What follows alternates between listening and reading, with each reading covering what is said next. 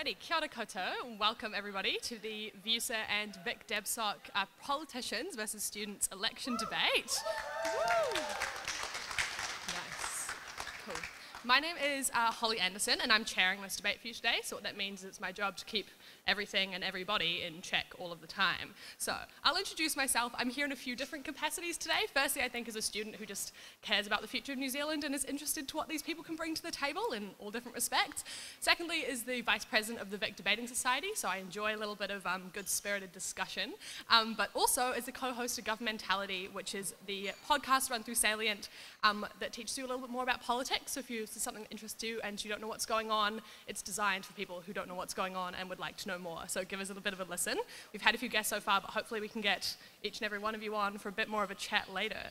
But for now, I'll dive straight into the topic at hand. So today we'll be debating, this House believes that politicians represent students and their interests. So we're really lucky to have a great range of parties and causes here at this debate today. And I'd like to note that all sitting parties in Parliament were approached for this debate, so those who are not here chose to not attend, so do with that information what you will. On team affirming today, claiming that politicians do represent students, we have the politicians. Firstly, I'm not sure what order you're in, actually, but I just have a list of people, so it'll be a surprise. But firstly, we have Dr. Scott Sheeran, who's the National Party candidate for Wellington Central. Secondly, we have Julianne Genter, who's the Green Party candidate for Rongotai, who's also previously been the Minister for... Oh, goodness me. Okay. That was a dramatic welcome. So currently her portfolios include finance, transport, infrastructure, urban planning, among lots of other bits and pieces as well.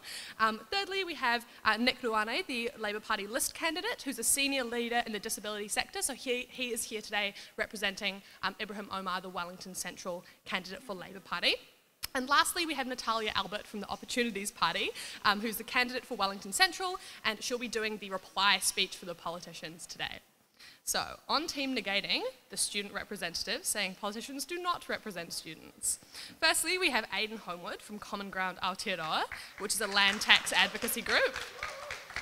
Secondly, we have Ree Comer from Vic Uni Climate Clinic.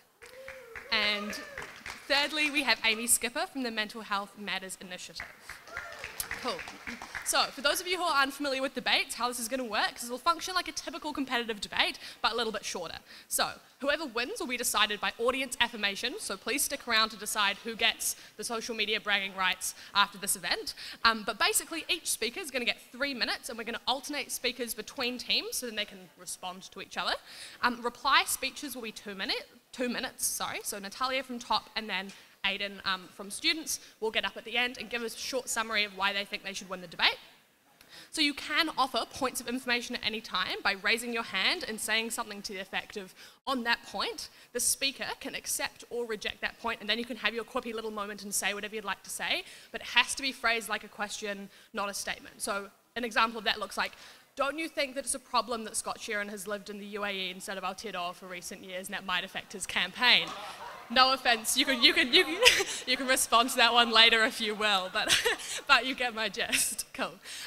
Please time yourselves. If you surpass the 3-minute speaking limit, I will start incessantly clapping at you and you will be removed forcibly off the stage. We know that you like talking and you do it for a living, but I'm sure that means you'll have more time to talk in the near future, so please control yourselves. Lastly, I would implore the politicians to not backstab each other, or do, maybe it makes things more interesting, but your ability to work together, I think, and deliver a coherent case literally reflects how effective our government is, so just keep that in mind. But no, unless anybody has any questions, we will get underway. Final chance. Everybody's okay? Wonderful. So with all that said and done, I'll invite up, I think it's Julianne going first, the first affirmative speaker for today's debate.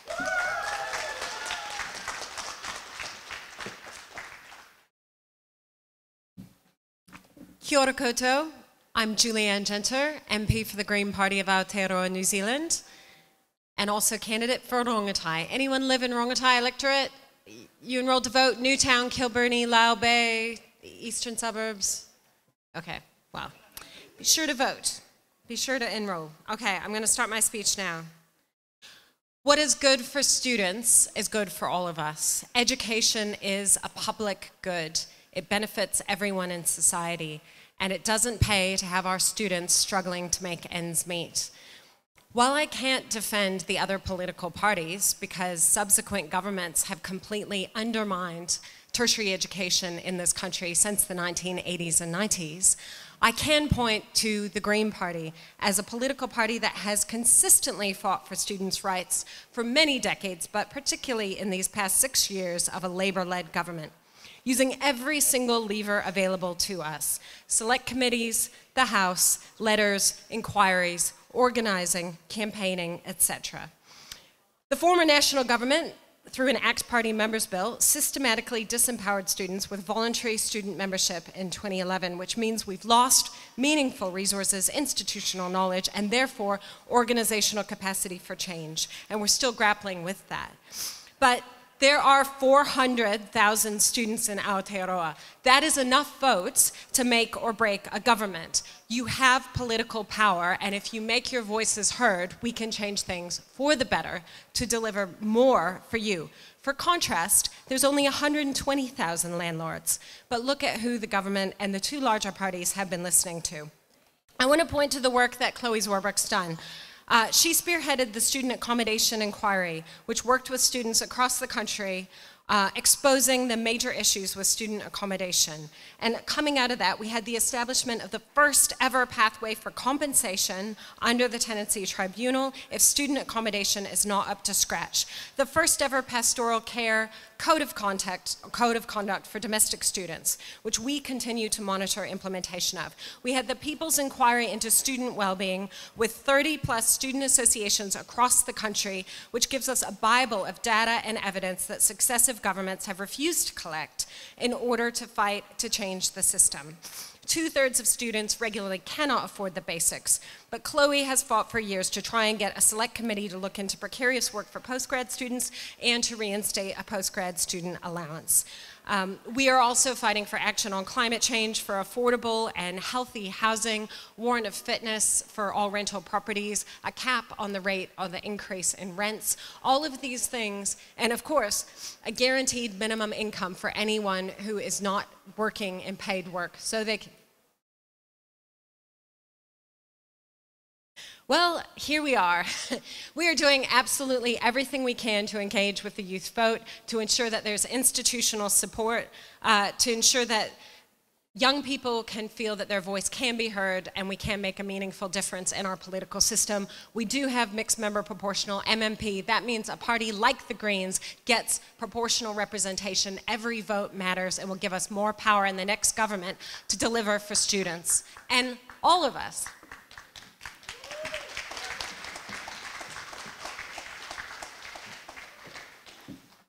Thank you so much, Julianne, for starting us off very strongly. I'll now invite up Aidan Homewood as the first negating speaker for today's debate.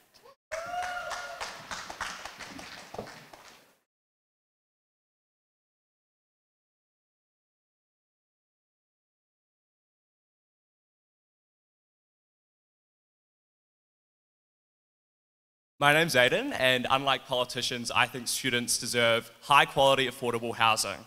Ree will be talking about climate in action, and Amy will be talking about mental health in action in this debate. But first, some rebuttal to Julie. Students don't vote under the current system. While we may be very numerous, it doesn't actually end up with us going to the ballot box at the same rate that landlords do. But even if we did, landlords have so much more money and they donate to political parties that they yield so much more power in today's society, and that's why we have what we have in terms of housing. I want to talk about the greatest investment managers on earth. It's not Warren Buffett, it's not anyone on Wall Street, it's actually the Labour government. Because for 6 years, they've delivered hugely for landlords and property speculators and done about nothing for us. Thanks to Labour, rents are up 30% and house prices are up 50%. They've done this by backing down on capital gains tax, a wealth tax, or a land tax to curb property speculation.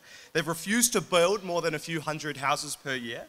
And that's had huge consequences. Students like us pay $250 per week to live in low-quality, mouldy flats, right? And 230 Kiwis die every year because of the quality of housing in this country. But it's more important to them to get elected, not do anything, pass time on $200K a year salaries, and get fired, until they get fired by Chris Hipkins or get a lobbying job instead. Go ahead.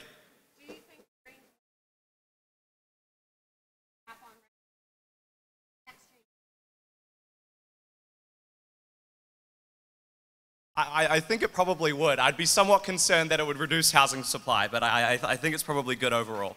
But I don't think the Greens have any more backbone, and I don't think they have for the last 6 years, because instead of offering a vision and reaching for the stars and giving good opposition, they have decided to go into cooperation with Labor, and they now celebrate the just 3,000 houses that were built over the last 6 years. That's an embarrassment, but there's actually a structural reason for this. That's because the people with the most time on their hands to actually make Green Party policy are the old people who have no new ideas, who don't care about students and care much more about heritage housing. But if the left are too incompetent to govern, I think the right are just plain evil. National are explicitly willing to deliver gains to mum and dad landlords by abandoning the medium density residential zoning standards that was bipartisan policy that was produced last year to ensure that more housing policy got built. Go ahead. On that point, Treasury said that removing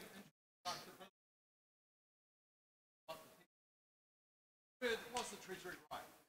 I think the Treasury could be right about that, but I think what's pretty clear about increasing rents is that supply is really important, and if National's not willing to allow productive property developers to continue housing supply, that's really bad. But if I hear from one more top candidate handpicked from Reddit with a particle physics degree that actually that's not evidence-based policy, I think, Amy, my mental health's going to get worse. But truthfully, they want to implement a land tax, but scrap the MDRS just like National. That's not going to allow more housing to be built. That's not very evidence-based, actually. But come October, students will not be excited to come to the ballot box and vote for a lesser evil. I think that politicians should be ashamed.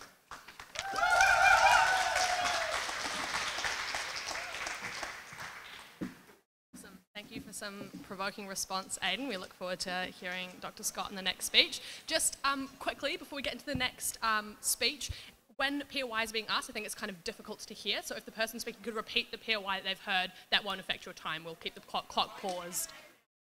Oh, there's a mic. Amazing. Cool. That works well then.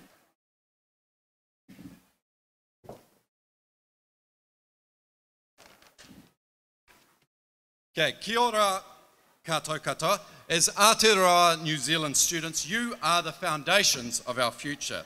Now, we get that it's been bloody tough for you guys lately, and it needs to get better. Now, I've been a student most of my life. It gave me opportunities despite being from a broken family where no one had been to university. And now, to support today's motion, I'm going to address briefly how, what, why. So let's turn to how. Each of us politicians are here today because we're committed to listening to you. In my campaign, I've already spent more time at Vic and with students here than any other group or place because of the importance I attach to post-election tertiary policy. Now, parties need to respect and listen to their students. The Young Nats, well, they gave us a policy proposal in our party. We adopted it. That became the party policy. Now, let me address the what. First, there is no daylight between the three parties on the climate change and net zero emissions reduction target. The only difference... I think climate change is man-made. Absolutely. Now, National will take a different approach. We will secure the investment and fast-track renewable energy generation, particularly wind, green hydrogen to electrify New Zealand, and we will allow proven technologies to make sure that the methane emissions, the farts, from our dairy cows don't cause the damage, and rather than reduce our exports and reduce our money, our taxes, our revenues for social services. Scott. Second. Are you going to put ag back in the ETS when you get back into government? The ETS, everyone's saying it's causing some big problems. It's not working. That's what I would say. Now, second, our final, well, National and Labor agree that we need a strong and resilient economy. And I think the Greens probably don't disagree with that. Now that affects your cost of living, housing, funding for social services, for climate action, national debt, and importantly, your future job opportunities when you graduate. In other words, do you want to live in a Switzerland or do you want to live in a Venezuela? New Zealand has slid down the OECD rankings. Our core debt was $5.4 billion in 2017. It's now 75 billion. We have borrowed so much and saddled our future generations with debt, eye-watering interest payments, yes. I just have a quick question. Do you think that mental health, youth mental health is bettered by throwing them into boot camps? Look, all parties are committed to mental health. National is committed to a Minister of Mental Health who has actually worked in the sector. We're committed to tackling those issues. We're going to put aside a huge pot of funding for community organisations to do it well. 1.8 billion has been spent by the government. Nobody knows what it's achieved. So finally, the why. Politicians are driven by public service and helping people, or they damn well should be. I can tell you I am. Now, as a former Labour mayor said about the 3 Wellington Central candidates, which I'm the one here today, so we've got Rongotai and List, all 3 people in this race are good people and are in it for the right reasons. We are here to listen, to help university students, our tertiary education sector. And at university, I learnt we can create our future. Working in government, I learnt that there are limited resources, compromises and opportunity costs. You've got to talk to people and be smart. And I'm certain that if students and politicians act in greater partnership, and I'm willing to do that, we will achieve positive change. Thank you.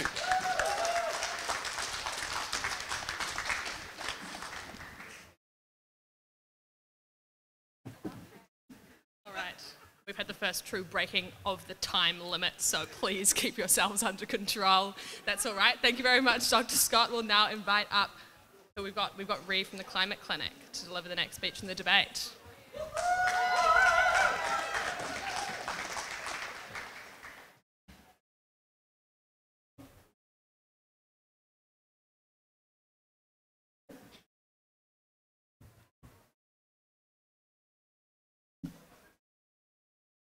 Just ignore that I did that.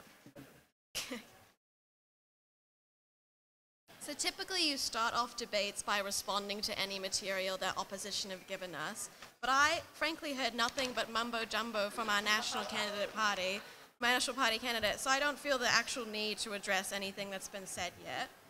What I do think is funny that it would be hysterical if we were here today discussing issues that haven't been addressed by successive governments and political candidates and things like that. But it's not hysterical because it's just the truth, isn't it?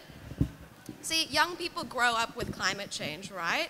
We've always had this narrative of everything is our individual fault, right? You need to turn off your lights, you need to use less water, you need to compost, things like that. All of these problems that is actually a result of, systemic pollution and like widespread destruction done by corporations and governments, right? It's actually just our problem and you probably should just, spend a little less time in the shower and it'll all be fixed, right? And this is compounded by the blame that politicians and corporations give us by saying that it's actually your job as young people to go ahead and fix these problems. Good luck trying to get legislation passed us because we're not going to let you. And then when we arrive at an age where we're able to vote, right, you don't even give us any good options for climate policy. So let's look at our current climate policies that they presented us so far. On national, you have National and Labour are kind of 2 sides of the same evil coin, right? National, we have this true evil, kind of evil Ken, a Barbie land situation, right? So they say they're pro-net zero 2050, but then they're going to reintroduce offshore mining. They're going to maintain the excessive dairy production that's literally got us into this mess. And moreover, our own Wellington candidate, Scotty here, said that they're actually going to divest from Wellington by getting rid of the Let's Get Wellington Moving program. So it's essentially just providing us no nice things whatsoever, and we should probably just build more lanes for traffic, right? On Labour's side of the house, right, we hear that there's kind of absolutely no thank you. We hear neutral evil. You can just wait a minute, okay? You've waited 6 years already, you can do it another longer, right? Okay, on Labour's side of the house, right, it's just kind of this neutral evil, this generic Ken coming through. They're really pro-individualist solutions, right, but they'd rather just drop dead than solve any systemic issues whatsoever. So you're going to ban plastic bags, but not really. They're going to ban offshore mining, but not really because we can just renew other offshore mines and we can keep onshore mining in Taranaki. So much so that I've had to start an incorporated society just to sue you to get you to stop doing that. And I'm not even 22, okay? It's just ridiculous. On top side of the house, we have this chaotic neutral Ken, right? They want to create climate resilient society, but they only have 3 policies that are 1 paragraph to do that. So I'd really love to know how we're getting there. And on the green side, we have this like true chaotic stereotypical Barbie, and they have the most comprehensive climate policy that we've seen so far, yet it's still only 3/4 of a plan because they keep trying to make friends with the other parties that don't want to be friends with them because they're too radical them and not radical for us for enough. Yes, Julie.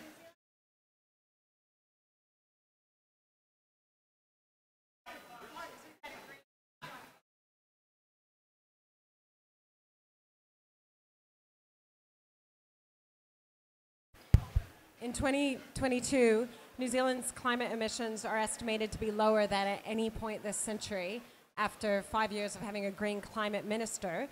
Do you think that's better than nothing? And do you agree that if the Greens had way more votes, way more members of parliament, way more cabinet ministers around the table, we would make a lot more progress that would help you? That would be nice, but I'd rather you have an extremely strong climate policy going forward that actually gets us below 1.5 degrees global warming, but I guess that's probably too much to ask at this point. So in conclusion, that's it.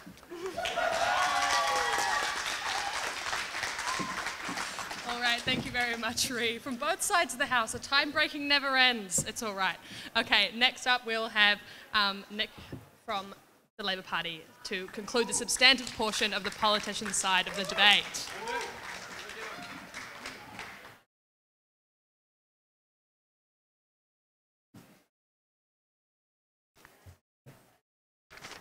Kia ora tātou. My name is Nick Ruane. I'm a list candidate for Labour. It's a real pleasure to be back here today. I spent a good portion of my life at Victoria and came away with a very large student debt and also many degrees. So it's lovely to be back here. I just want to take a quick short minute just to respond to some of the points that were raised in relation to climate and some of the things that Labour has been doing over the last little while to make some inroads into climate, particularly in relation to the Fonterra partnership, to cut coal use at Fonterra, reducing emissions to and the equivalent of taking over 120,000 cars off the roads, and also the New Zealand Steel Partnership, which has just been announced this year, halving coal use equivalent of taking 300,000 cars off the road. So those are some really practical things that Labour government has done in the last year. I can see a question coming here. So why is there any point to reducing emissions from steel or from cars if they're already counted as part of the ETS and New Zealand's net emissions don't go down at all when you spend those billions of dollars? That's a really good question.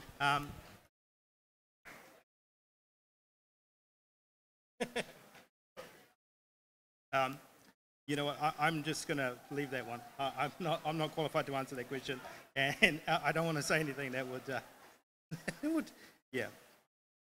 So thank you for the point. But we're actually here to talk about students, and what I really wanted to say was, I really want to talk about what Labour has done and the things that Labour has committed to students, because from my perspective, Labour really has committed to students. The most significant thing was fees-free, and that was really a significant commitment. Also increasing student allowances, which have gone up 39%, including inflation, adjusted for inflation. Just one question. Inflation since One Labour single came question. into government in 2017. Little question. That's a significant. Is that why you discontinued fees free? Sorry, I didn't hear the question. Is that why you discontinued fees free? Because it was your most successful policy to date. Again, sorry, I didn't hear the question. Is that why you discontinued fees free? No, I wouldn't say that's why we discontinued fees free. Do you have a reason why? I can't answer that question today. Yeah, but thank you for the point. We are facing some significant problems and challenges over the short to medium term, and I think housing is a really significant one, and that's probably one of the reasons why I decided to put myself forward. And having good housing is a really significant issue certainly for students, having good, safe, accessible, warm housing. and Labor has committed to building housing, and I think you would accept that Labor has built more housing in the last 6 years than have been built over a very long period of time. We can argue over the numbers, but I think it's undeniable that Labor has built more houses over the last 6 years than have been built for a very long period of time. My colleague over here, when National was in government, they were selling houses, Labor's building houses. That's just not up for debate. I think it's also worth mentioning that we are having some challenges around the funding model, and Labor is committed to getting that funding model right, so that we can have people working at our universities and funding. So we're doing a review, and the most important thing around the review is that we have student voice. But thank you very much. Thank you.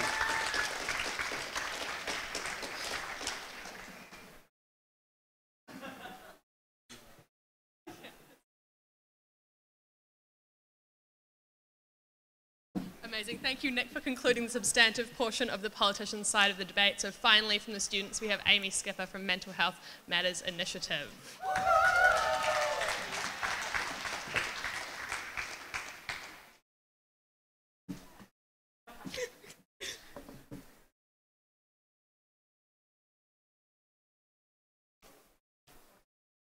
I've got a lot to say about mental health, can you tell? Perfect. In 2017, Jacinda Ardern made a promise to the people of Aotearoa that the Labour government would make a commitment to help solve the mental health crisis. 6 years later, our health and $2 billion of funding later that no one can find, and one depressed Amy Skipper, where have we come to? Our mental health system is on the brink of collapse, and none of you are brave enough to address the problem waiting at the door in fear of tarnishing your election campaigns this year. Youth mental health is more than a buzzword to gain votes and then forget about as soon as you settle into those comfy cabinet seats. So I will be diving into each of the parties' today's mental health policies and just saying why they are not good enough. Starting off with Labor, Labor's policies over the past 6 years can be described as the bare minimum. They boast about the number of young people that have gotten care through the Access and Choice program, but you miss a crucial question, and that is this mental health care effective? No! When your workforce is so underworked and so underpaid that they cannot give effective care, I don't care how many thousands of young people have gotten help, it's not working. My personal experiences was my counsellor through that system. One of the numbers that you're trying to win this campaign by told me to listen to my inner critic. I think it's for your best interest, Labor, that I do not do that so you avoid another horrible statistic. And then, by the way, she didn't have enough time to make another appointment because she was so busy. But we're helping kids, guys. So, overall, Labor don't care about their vulnerable patients, their young people, their workers, and those wanting to become mental health workers because their policies do inherently nothing to solve the issue. Moving on to National, we heard already from Scott about this idea of the Minister of Mental Health. Great, we have someone to blame, but where are the policies to back that up? We need to address the root of the issue. Labor wish they had come up with a Minister of Mental Health so they would have someone to blame for their inaction. But okay, at least if National aren't doing anything, at least we can clear our minds with a bike ride on the wonderful Wellington city. Oh wait, we cancelled that. Okay, moving on to the Greens. Out of all of our parties, again, like the climate policies, they have our most comprehensive mental health policy plan. Thank you, Chloe, love you lots. However, across all parties in Parliament, they fail to take the radical action that is needed to actually solve the issue. Why? Because mental health continues to be shrouded by stigma and no one wants to address it out of fear of raising the issue and putting the blame on themselves. It is simply not enough to solve the youth mental health crisis. And then moving on to the Opportunities Party. Let's make everything free. Great, too bad that all of our workers are overworked, can't provide efficient services, and we're going to do nothing to help them. Woo, go mental health. So when we look at New Zealand political parties, more often than not, it paints a bleak picture. Youth mental health is more than an election tactic policy. They do not care about student well-being because if they did, this crisis would have had meaningful change 6 years ago when that promise was made. And for 2 years of mental health advocacy, they have not listened to a single word. Very proud to negate today.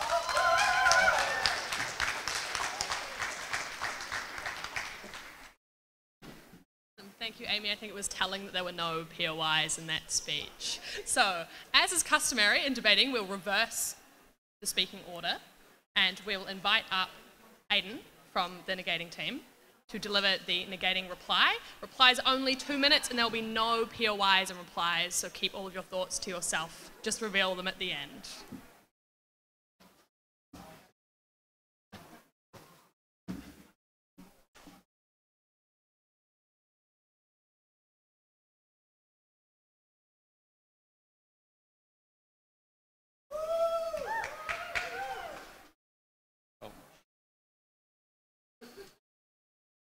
I think our side of the House has very clearly won this debate that political parties don't represent the interests of students. The first reason is because our government doesn't represent students, and the second reason is because the opposition isn't doing a good enough job of critiquing them. We've told you down the line while that's the case. But there are structural reasons for this, right? The median voter that National and Labour are converging upon is a landowner who is not a student, who is much richer than most people in New Zealand, and therefore their interests are against us, right? And so Labour is going to do policy and continue to do policy, and the opposition is going to continue to propose policy that is against your interests. Our government has failed us by not delivering climate solutions that are evidence-based, as Top would love to say, that are appropriate and going to allow us to meet our emissions targets, and instead we focus on a stat that doesn't matter of gross emissions across the last many years, when New Zealand is doing much worse compared to all the other developed countries in terms of net emissions. We've been promised housing change, we've been promised lower house prices and relief for students, but none of that has been delivered by a government that's too incompetent and unwilling and more willing to just sit around, make money and do nothing and not represent our interests, but also failed by the opposition that's meant to keep them in check, that's meant to compete for our vote, because very few of us are national voters when you look at the overall statistics of Victoria's voting booth. So overall, for these structural reasons that we've given you throughout this case, for the reasons that these people have offered us basically nothing compared to what they're offering before they offered 5 years ago, we win this debate. Thank you.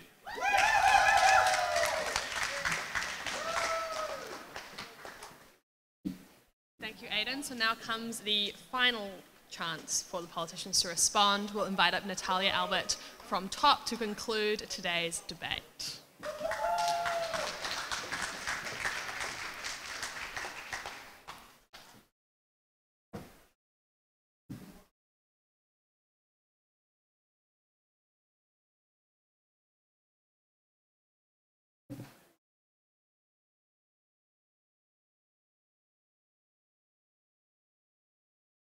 Kia ora koutou katoa. I'm Natalia Albert, and I'm the Wellington Central candidate for the Opportunities Party. I'm also a postgrad student at Victoria University, and I have been over the past 3 years, and I'm about to start my PhD in the School of Government. So I'm also a student of this university, and I have been for the past 3 years, also advocating for better disability service that I have been also woefully underwhelmed by. So I totally tautoko that sentiment as a student, but also as a candidate. I think the political candidates have won today by the mere fact that we did this together.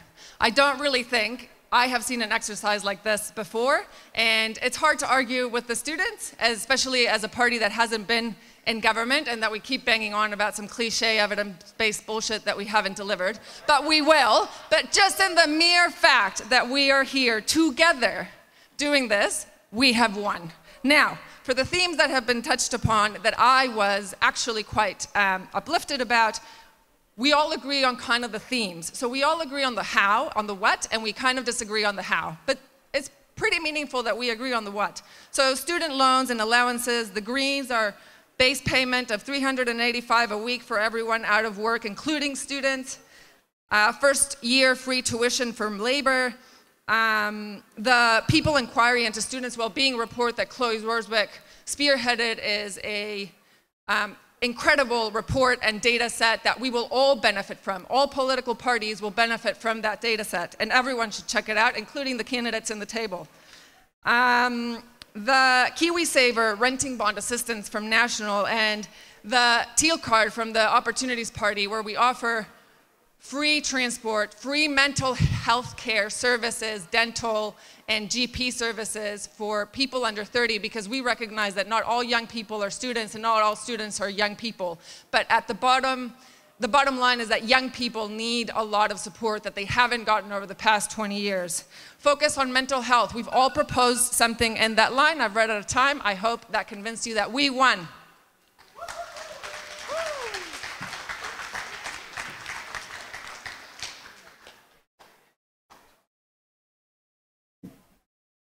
Okay, thank you everybody for coming and listening. So now all there is to do is to decide a winner. So the best way to do this is audience affirmation. So I think what I'll do is I'll just point to the affirmative team and the negating team and give you a loudest cheer for whoever you thought won today's debate. So, the affirmative team, give you a round of applause.